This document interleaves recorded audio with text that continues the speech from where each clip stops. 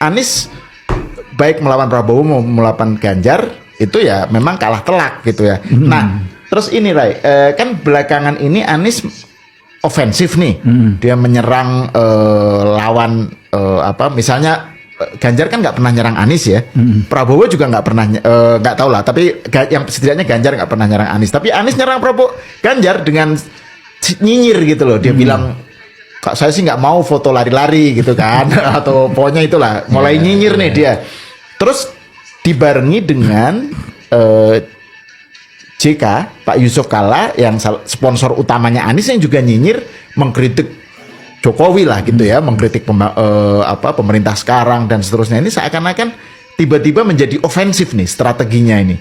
Menurut Anda ini ada hubungannya nggak dengan persepsi dengan kesadaran mereka, wah elektabilitas Anies nih mogok nih, tercecer nih, gitu. Harus ada sesuatu nih, apa begitu nggak? Ada kaitan? Iya, tentu saja ada kaitan gitu. Nah, juga itu ditunjang dengan makin banyak dugaan saya orang bertanya-tanya mana ide perubahannya gitu. Nah itu kan orang nunggu nih, kan selalu ada tagline berubah, tapi apa isi perubahan itu kan kita nggak pernah dapat sampai sekarang gitu kan.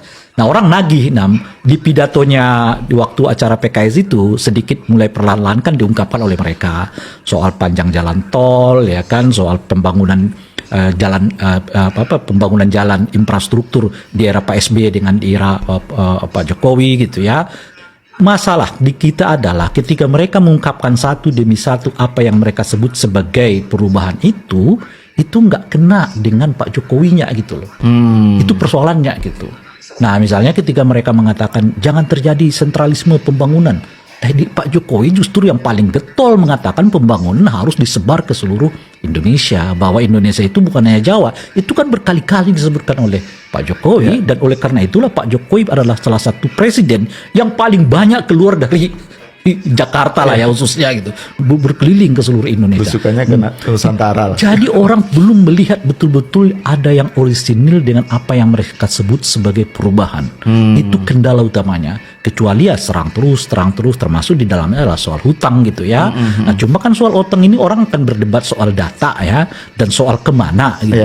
Jadi Anda boleh berhutang, tapi kalau orang berhutang dengan dampak pembangunan yang begitu kuat, nah, disitulah kemudian orang tidak terlalu merasa terganggu dengan hutang yang banyak seperti yang yang disebutkan atau yang dikritik oleh katakanlah Pak JK maupun Pak AHY maupun Anies Baswedan gitu ya.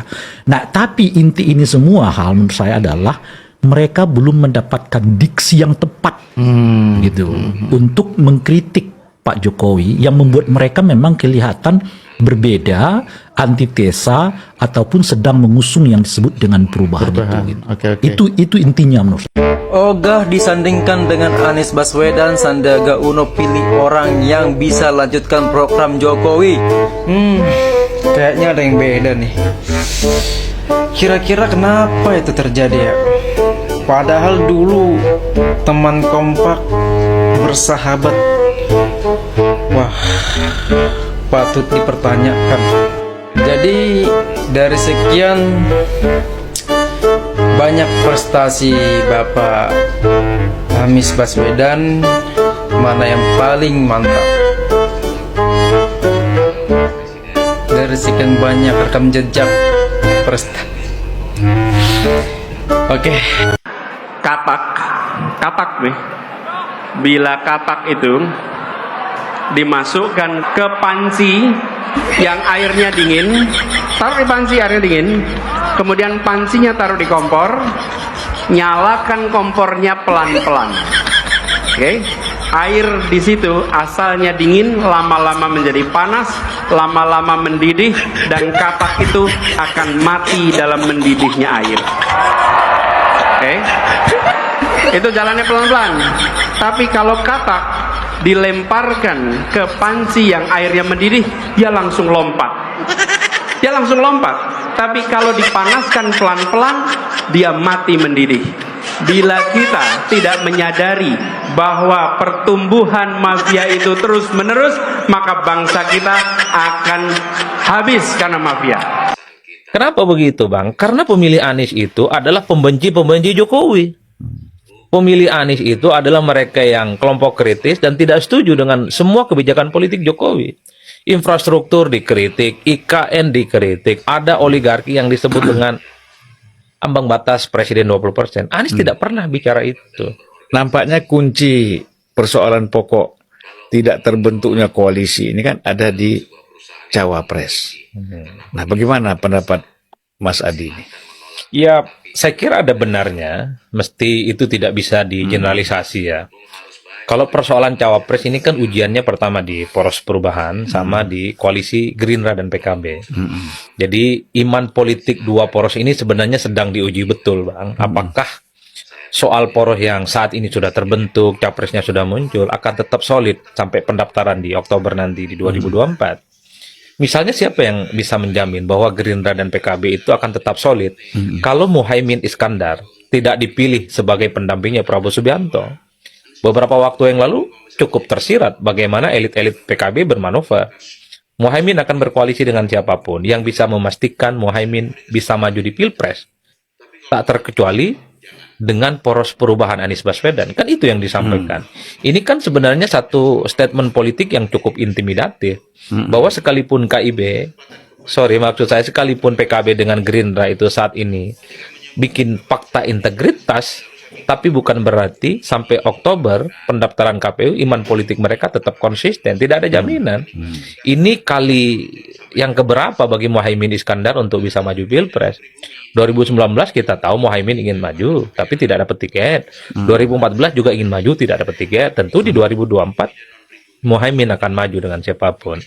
Karena ada kecenderungan Gerindra ini kan hanya ingin berkoalisi dengan PKB, tapi tidak dengan Muhaimin Iskandar. Dan itu catatannya. Begitupun dengan poros perubahan. Siapa yang bisa menjamin ketika partai ini akan solid sampai pendaftaran ke KPU? Kalau melihat kecenderungannya misalnya, Demokrat itu tetap mematok harga mati AHY bisa mendampingi Anies. Demokrat dan AHY tahu persis Anies nggak mungkin bisa maju tanpa Partai Demokrat. Karena gabungan Gerindra dan PKS itu tidak cukup. Ini kuncian yang sebenarnya mematikan. Satu sisi misalnya kalau AHY tidak diambil oleh Anies sebagai pendamping, maka sangat mungkin Demokrat akan balik badan. Tapi pada saat yang bersamaan, kalau AHY jadi pendamping Anies, AHY tidak bisa memberikan insentif politik elektoral yang selama ini memang menjadi kelemahan Anies. Terutama misalnya di basis-basis Nahdliyin. AHY tidak bisa memberikan tambahan elektoral ataupun secara teritori misalnya. AHY tidak bisa menambah suara Anies di Jawa Timur ataupun Jawa Tengah. Ini yang sepertinya membuat kenapa Nasdem maju mundur tentang AHY, maju mundur tentang Partai Demokrat yang selalu mematok harga mati soal Cawapres. Sementara yang lain belum kelihatan hilal politiknya. KIB misalnya, sekalipun ini adalah poros yang paling utama mendeklarasikan sebagai poros politik. Sebelum kita ke KIB, kita tuntaskan dulu nih poros perubahan. Ya.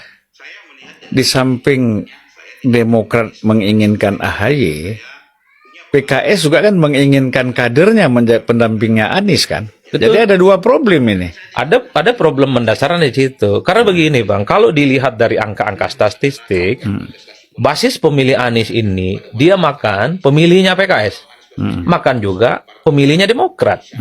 Jadi supaya pemilih Anies yang dulu ke PKS tidak bedol desa, maka kemudian PKS ini usulkan Aher untuk membentengi supaya pemilih-pemilih PKS yang dulu terafiliasi ke Anies itu hijrah ke Nasdem. Begitupun dengan Demokrat. Kalau AHY tidak bisa maju, bukan tidak mungkin pemilih AHY dari dulu yang kelompok-kelompok kritis itu migrasi dan pindah kepada Nasdem. Karena yang diuntungkan dari deklarasi Anies itu Nasdem, bukan PKS ataupun Partai Demokrat. Jadi kenapa mereka ngotot mengusung kader mereka sendiri? Supaya pemilih-pemilih mereka itu tidak pindah ke tempat yang lain, terutama ke Nasdem. Ini repot ketiga partai ini. Belum lagi pada level narasi politik. Narasinya perubahan, tapi publik tak satu pun bisa menangkap apa yang disebut dengan perubahan. Di berbagai kesempatan kan sering ngomong, coba sekali-kali Anies tampil ke publik bilang sebagai poros perubahan, Anies akan mengevaluasi secara total apa yang sudah dilakukan oleh Jokowi selama 10 periode. Selama 2 periode, kan gitu maksudnya. Kenapa begitu Bang? Karena pemilih Anies itu adalah pembenci-pembenci Jokowi. pemilih Anies itu adalah mereka yang kelompok kritis dan tidak setuju dengan semua kebijakan politik Jokowi. Infrastruktur dikritik, IKN dikritik, ada oligarki yang disebut dengan ambang batas presiden 20%. Anies tidak pernah bicara itu. Menarik kalau Anies tampil kepada publik simbol oposisi, simbol perubahan. Bahwa Anies kalau menang jadi presiden, dia akan mengubah secara total kesalahan-kesalahan fatal yang sudah dilakukan oleh Pak Jokowi. Kan itu yang sebenarnya ditunggu oleh publik. Jadi Anies sebagai figur oposisi, jangan takut untuk head to head dan konfrontatif. Kalau memang ada sesuatu yang janggal dan tidak oke di zaman Jokowi itu, why not? Karena pasar pemilih Anies, kelompok-kelompok yang tidak suka dengan Jokowi. Sekali-kali misalnya melihat Donald Trump kan oke juga bagaimana dia menyerang Joe Biden. Dia ingin maju lagi di Pilpres Amerika. Joe Biden bilang, Donald Trump maksud saya, dia kan sering mengkritik Joe Biden. Kata Donald Trump, kalau saya jadi presiden, kasih waktu saya 1 kali 24 jam, akan saya damaikan itu. Tunjukkan bahwa kita punya rekam jejak yang baik, punya rekam gagasan yang baik, punya rekam karya yang baik. Karena kita punya itu semua, kita tidak perlu berbohong. Kita tunjukkan kenyataan. Jadi Pak Anies nanti sempat meresmikan. Insya Allah. Dan insya Allah Desember besok selesai dan Desember besok mulai dipakai. Bahkan akan ada pertandingan mengundang dari Juventus, Real Madrid, dan Barcelona. Itu U20 mereka akan datang untuk semua ke sini. itu? Ya, soft launchingnya pertengahan Desember besok. Dan Loh, kapan itu diundangnya? pertengahan bulan depan, sebulan bulan lagi. depan? Ya, padahal nanti saya undang. Beneran. Oh, biarpun itunya belum Kanan kirinya kan, jadi stadionnya kan sudah. Lah iya, orang-orang yang mendukung Anies Baswedan itu kan, kalau saya katakan goblok, saya katakan bodoh, marah-marah. Saya mengatakan itu kan bukan tanpa alasan. Contoh nih, itu banyak kan, di awal-awal dia dideklarasikan, diumumkan jadi capres itu, di tahun 2023 awal. Siapa presidennya, apa partainya, itu aja sudah menunjukkan kegoblokan kalian. Ada nih baru-baru ini, seorang capres tidak pernah menceritakan visi dan misi, tapi cuma membandingkan jalan yang sudah dibangun orang lain. Padahal dia sendiri tidak pernah melakukan apa-apa, cuma ganti jalan aja, ganti nama jalan. Lah ini Pak Jokowi bikin ribuan jalan, seolah-olah diketawakan.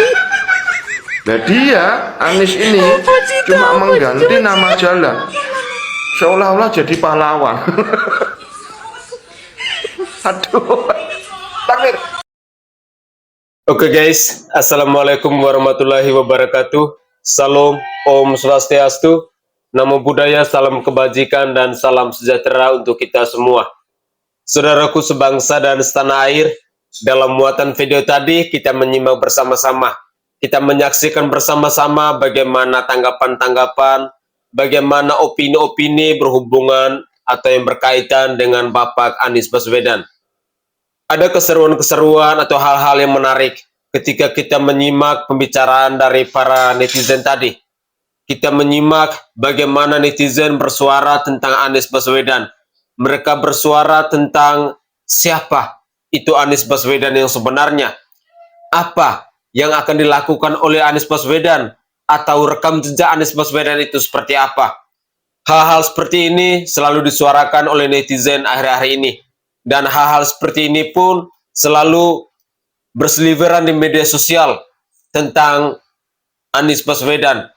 Hampir semua orang berbicara tentang sosok Anies Baswedan itu. Hampir semua orang berbicara tentang rekam jejak dari seorang Anies Baswedan. Sekarang yang bisa menilai, yang bisa mengambil kesimpulan, yang bisa mengambil sisi positifnya, itu adalah para pemirsa sekalian.